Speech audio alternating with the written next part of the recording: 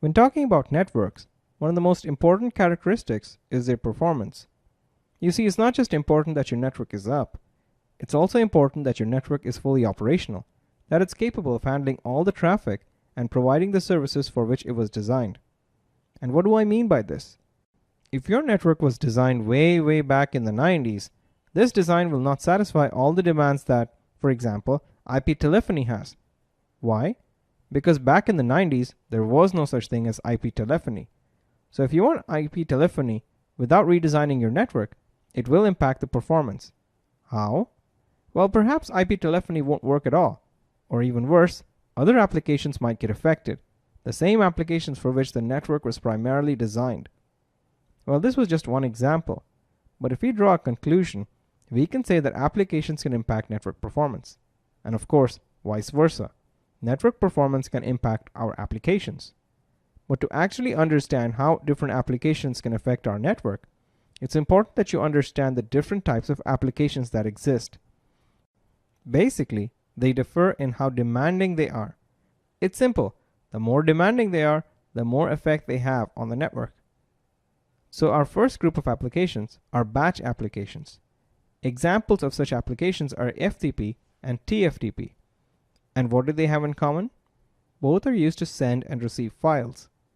Typically, a user chooses a group of files that need to be retrieved and then starts the transfer.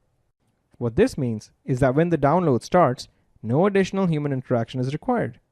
The amount of available bandwidth determines the speed at which the download occurs. For batch applications, bandwidth is important, but not critical. And how can this be so? Yes, it's great if you have a lot of bandwidth available so that the transfer of files will be completed quickly. But let's be honest, even with low bandwidth, the download is completed. It's not fast, but it is completed, eventually. The second group of applications are interactive applications. Those are applications in which the user waits for a response. For example, inventory lookup. Now, because these applications require human interaction, something else is important, and that's response time, because we have a user waiting for a response.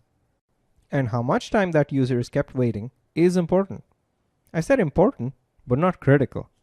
So this means that the transaction will still be completed if the appropriate amount of bandwidth is not available. However, it may take longer, so people might get nervous or frustrated. You can see examples of interactive applications in plant automation, physical security, sports, and retail. The last and third group are real-time applications, such as voice and video applications. Those applications involve actual human interaction. Because of the amount of information that's transmitted, as you can probably guess, bandwidth is critical. Also, because these applications are time critical, a delay on the network can cause a problem. Imagine having a call.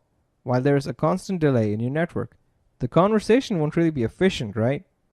Also, another important thing is that data is not lost during real-time transmission. Why? Because real-time applications, unlike other applications, do not retransmit lost data. So sufficient bandwidth is mandatory. Also, quality of the transmission must be ensured, and you do that by implementing QoS, or quality of service.